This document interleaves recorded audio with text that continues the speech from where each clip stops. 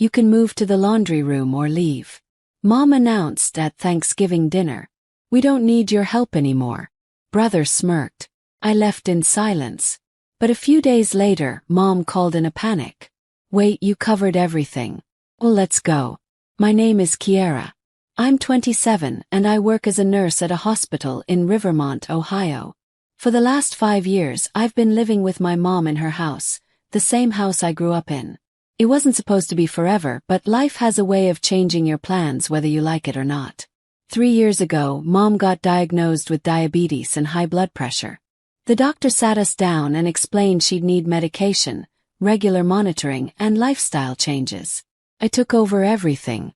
The bills, the groceries, her medications, doctor's appointments, making sure she ate right and took her pills on time. Between my job at the hospital and taking care of Mom, I barely had time to breathe. I didn't mind really. She's my mom. But sometimes I'd lie awake at night doing math in my head, watching my savings account get smaller and smaller, wondering if I'd ever be able to afford my own place again. My older brother Darian is 32. He's been living in Ashford, Oregon with his wife Brielle for 8 years now. In all that time he's visited maybe 3 times. Christmas 1 year, Mom's birthday another time, and once when he was passing through for work. He never sent money. Never called to ask how Mom was doing with her health. Never offered to help with anything. But Mom, she talked about him like he was some kind of hero. Darian's doing so well in Ashford, she'd say. He's working so hard. Meanwhile, I'd be standing right there, just back from a 12-hour shift, and she'd barely look up from her phone where she was texting him. It's not like this favoritism was new. Growing up, Darian was always the golden child. When I was 7 and he was 12, we both wanted to take music lessons. I wanted piano. He wanted guitar.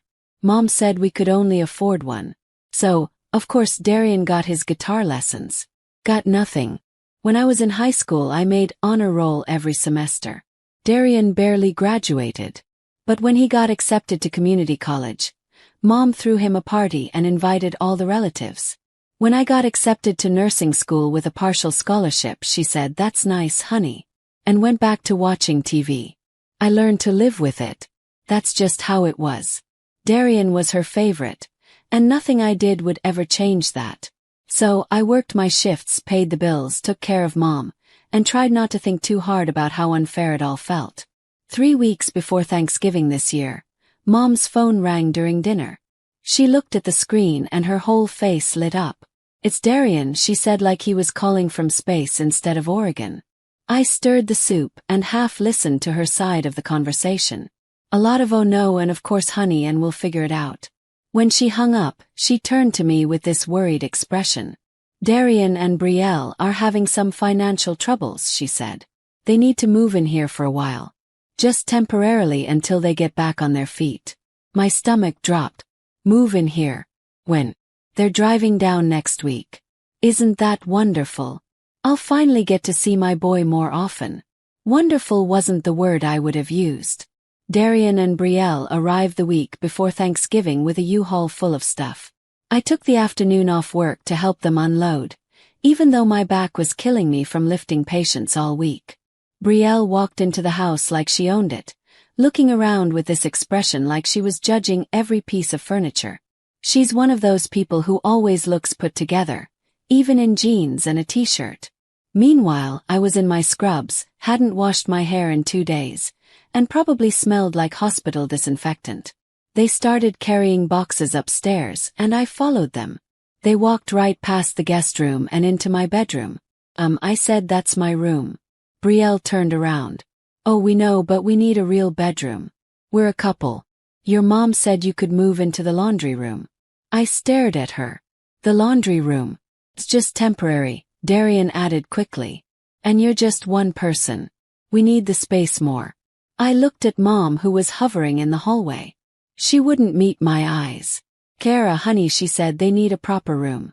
The laundry room has plenty of space for a cot." I wanted to argue. I wanted to point out that this was technically my house too.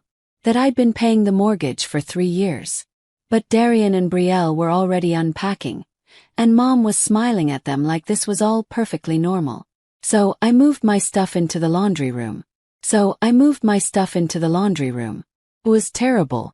The room was tiny, barely big enough for the cot and a small dresser. There was no window, just a fluorescent light that buzzed constantly. The washing machine and dryer took up half the space, and the room smelled like detergent and damp clothes, no matter what I did. After 12-hour shifts at the hospital, I'd come home exhausted and try to sleep on that uncomfortable cot with the buzzing light and the smell of laundry. I started getting headaches. My back hurt all the time. But whenever I tried to mention it to Mom, she'd just say I was being dramatic. Brielle wasted no time making herself comfortable. Within the first week, she'd rearranged all the furniture in the living room. Mom's favorite chair moved to the basement because Brielle said it didn't match her aesthetic. The family photos on the mantel replaced with Brielle's decorative candles. Then she started going through the house and throwing things away. My old books from high school gone. My diploma certificates in the trash. I found them when I was taking out the garbage and had to fish them out. Coffee grounds and all. Those were just collecting dust, Brielle said when I confronted her. You need to learn to let go of clutter. I tried talking to Mom about it. She's throwing away my things.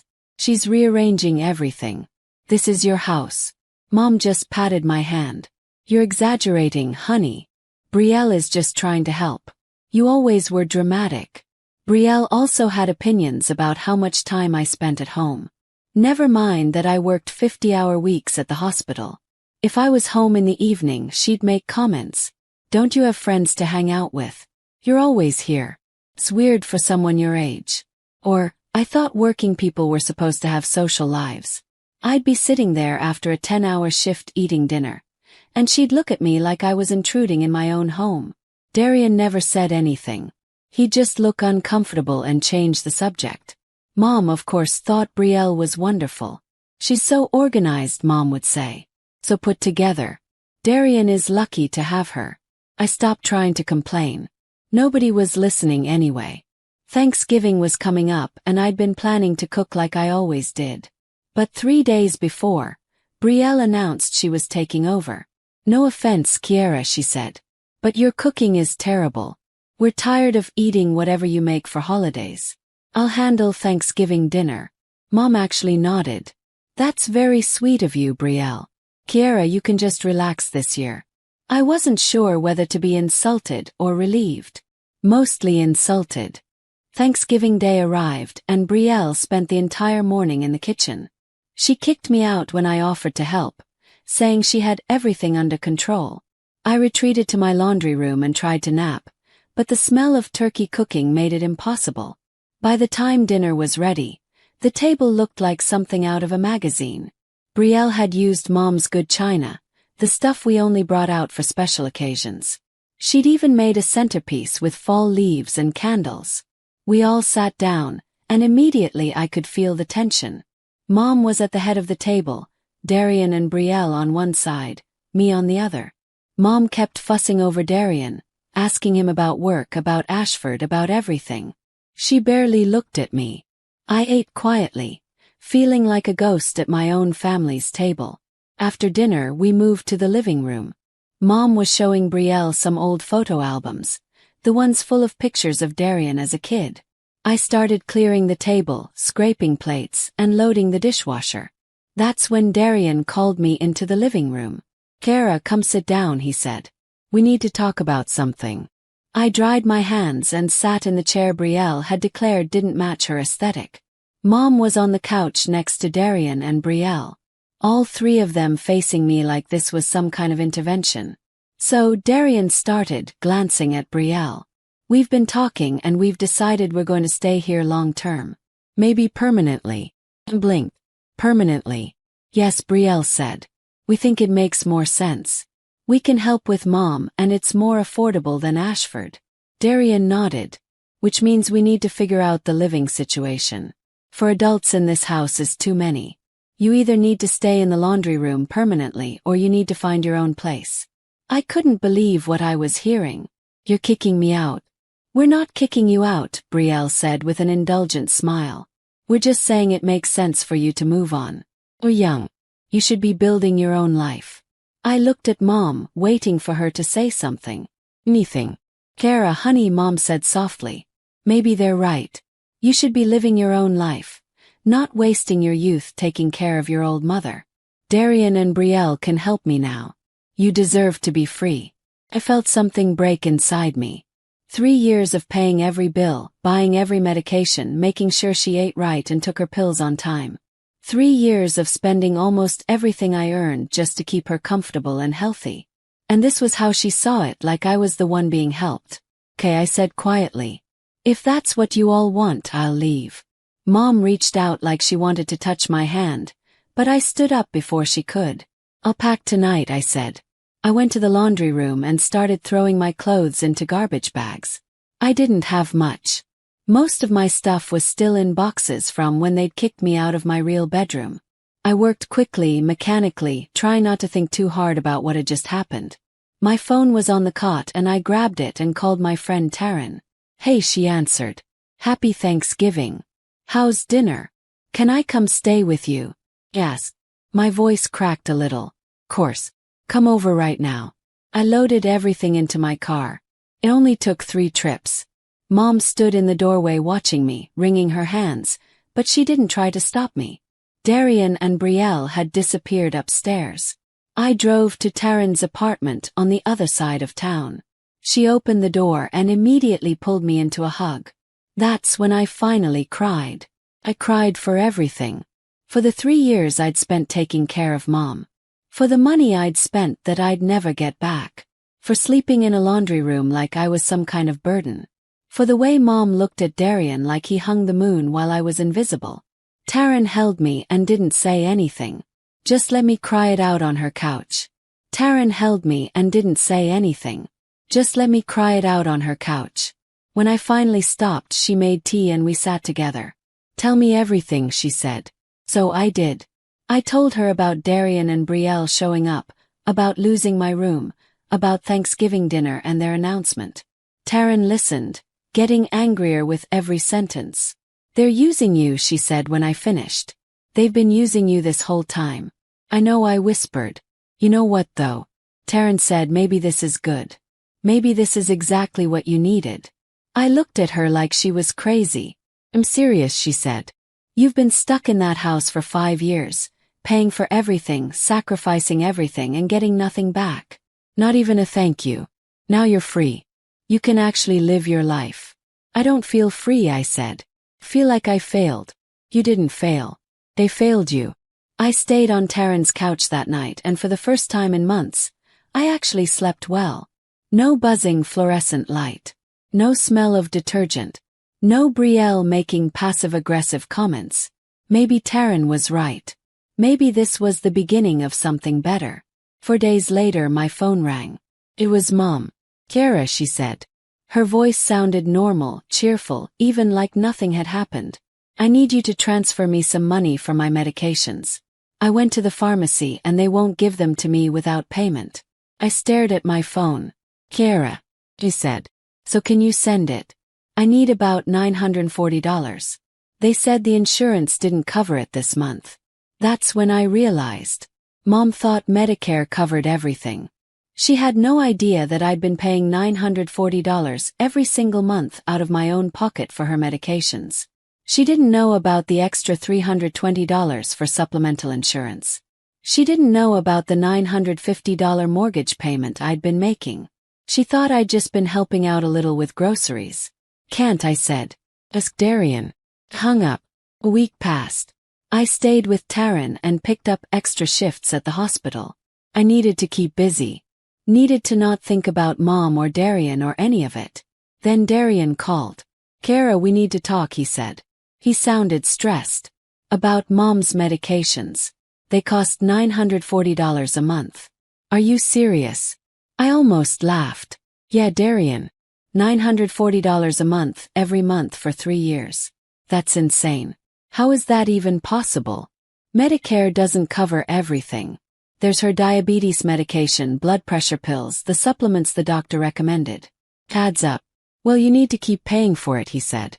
"Well, you and Brielle said you were going to help Mom, so help her." "I'm done." "Kara, that's not fair. We can't afford. I couldn't afford it either, Darian. But I did it anyway for 3 years. Now it's your turn. I hung up before he could argue. 2 weeks went by. I heard nothing from any of them. I started looking at studio apartments in my price range. Terrence said I could stay as long as I needed, but I wanted my own place. I wanted to start over. Then Mom called again. This time she was crying. Kara, please. I need to see you. Can we meet somewhere?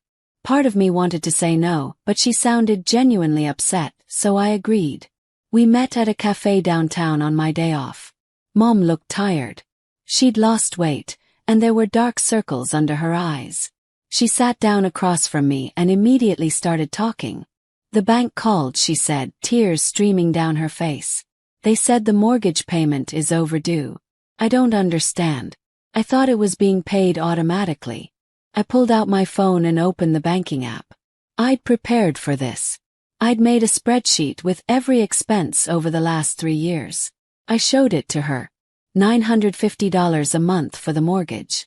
$940 for your medications. $320 for supplemental insurance, plus groceries, utilities, co-pays for doctor visits. It averaged about $2,700 to $3,200 every month. Mom's hands were shaking as she looked at the numbers. For 3 years, I continued. That's about $96,000, Mom. Maybe more. I had no idea, she whispered. I thought you were just helping with groceries. I thought Medicare covered everything else. Why didn't you tell me? You never asked, I said. You were too busy sending money to Darian and talking about how wonderful he was. You never once asked what I was spending. She was sobbing now, and people in the cafe were starting to stare. I can't pay the mortgage anymore, I said. Darian and Brielle said they'd take care of you, so let them. I walked out of the cafe and didn't look back. 2 weeks later, Brielle showed up at Taryn's apartment. I opened the door and she pushed past me into the living room. You need to come back, she said. You need to keep paying your mother's bills. Well, she could die without her medication, Kiara. Is that what you want? You want to kill your own mother? I felt my temper rising. I spent 3 years and $96,000 keeping her alive. I gave up everything for her. And you kicked me out of my own home and told me to sleep in a laundry room. You don't get to guilt-trip me now. You're selfish, Brielle spat. You're greedy and malicious and selfish. Get out, I said. She left, slamming the door behind her. The next morning, Mom called again. She was crying so hard I could barely understand her. Kara, please forgive me. Sob. I've been such a terrible mother. You saved my life. You literally saved my life for 3 years, and I treated you like you were nothing. I'm so sorry. Please come home. I took a deep breath. I'll pay for 1 more month of medication, I said. Just 1 month while you apply for assistance programs, but I'm not coming home. That's my offer, Mom. Take it or leave it. She took it. I sent the money that afternoon. Then I went apartment hunting and found a small studio I could afford if I worked double shifts. It wasn't much, but it was mine. I signed the lease that week. For the next month I worked constantly. Double shifts, overtime, whatever I could get. I needed to rebuild my savings. I needed to feel like I was moving forward instead of drowning. Brielle called once more asking for money. She said Darian didn't earn enough and they couldn't afford anything. I refused and blocked her number. Then one day, Darian showed up at the hospital. He waited for me in the lobby until my shift ended. Kara, I need to talk to you, he said. Brielle left me. She went back to Ashford and filed for divorce. She couldn't handle the money situation. I didn't know what to say to that. I'm sorry, he continued. I'm sorry for how we treated you. For kicking you out. For everything. You were right. I was wrong. Okay, I said. I'm moving out too. I can't afford to pay for everything. Mom's asking for you to come back. I'm not coming back, Darian. Figured. For what it's worth, I told her to hire help. Maybe someone from your hospital. An aide or something. That's probably smart, I said. He nodded and left. I never expected to hear him apologize, but it didn't change anything. The damage was done. Mom did hire someone, a home health aide named Selma. I heard about it through Selma herself. We worked at the same hospital. Your mom's really nice, Selma told me one day. But she talks about you a lot. Says she misses you. That's nice, I said, not sure how to respond. 3 months passed. I settled into my studio apartment. I worked my shifts. I started saving money again. Slowly I began to feel like myself. Then Selma pulled me aside at work. I thought you should know, she said carefully. Your mom has been telling her relatives that you abandoned her.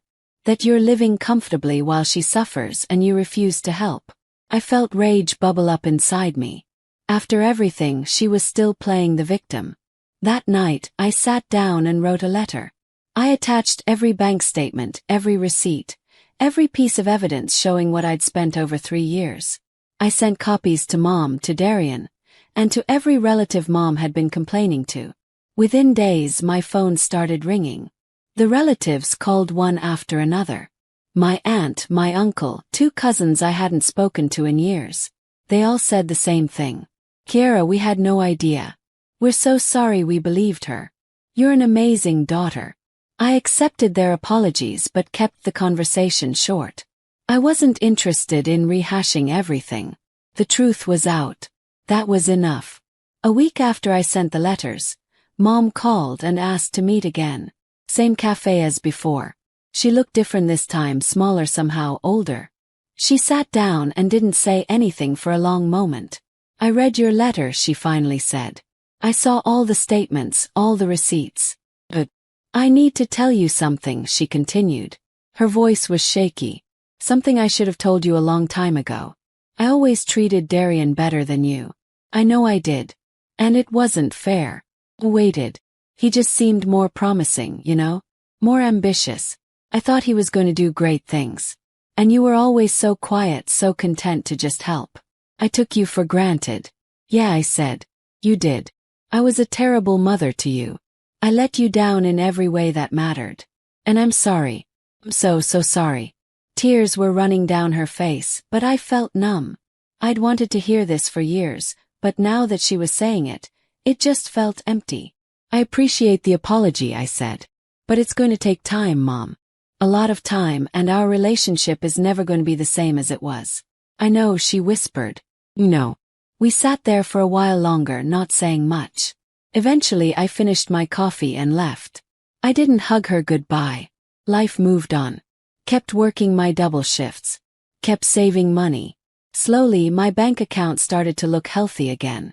Then something unexpected happened. I got promoted to senior nurse. My supervisor called me into her office and told me I'd been doing excellent work, that I was reliable and skilled, and that they wanted to give me more responsibility. The promotion came with a raise. Not huge, but enough to make a real difference. I celebrated by buying myself a new coat. Something nice, something just for me. I also started taking management courses at the community college. If I was going to move up in my career, I needed the credentials. 2 nights a week I'd go to class after work.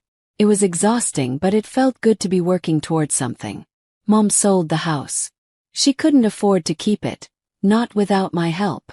She moved into a subsidized apartment for seniors. It was smaller, but she said it was easier to manage.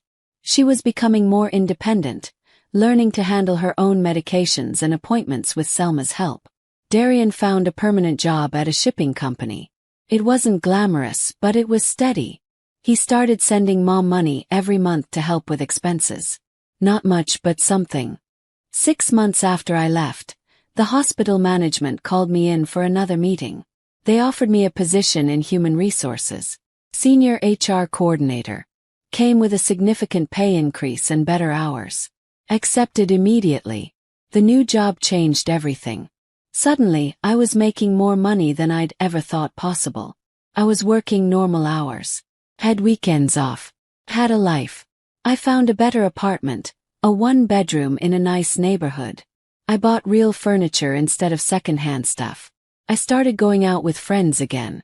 Taryn and I went to concerts and movies and just did normal things that normal people in their 20s did. Mom and I talked occasionally, brief phone calls maybe once every few weeks. She'd tell me about her apartment, about Selma, about the senior center activities. Tell her about work. The conversations were cordial but distant. Darian texted sometimes, usually just to check in to see how I was doing. I responded but didn't reach out first. We weren't close and I didn't think we ever would be again. 2 years after I left that house, I looked at my life and barely recognized it. I had a career I was proud of. Had my own place. I had savings in the bank. I had friends and hobbies and time for myself. Most importantly, I had peace. I'd spent so many years taking care of everyone else, sacrificing everything for people who didn't appreciate it. And where had it gotten me? Sleeping in a laundry room and being told I was dramatic when I complained. Now I was taking care of myself. And it turned out I was pretty good at it. Sometimes I felt guilty. Like maybe I should have tried harder with Mom. Should have forgiven her faster. Should have helped Darian more. But then I'd remember that night in the laundry room packing my things into garbage bags while my family watched. I'd remember Brielle throwing away my certificates. I'd remember Mom's face at Thanksgiving looking at Darian like he was everything while I was nothing. And the guilt would fade. I made the right choice. I chose myself and I'd do it again in a heartbeat.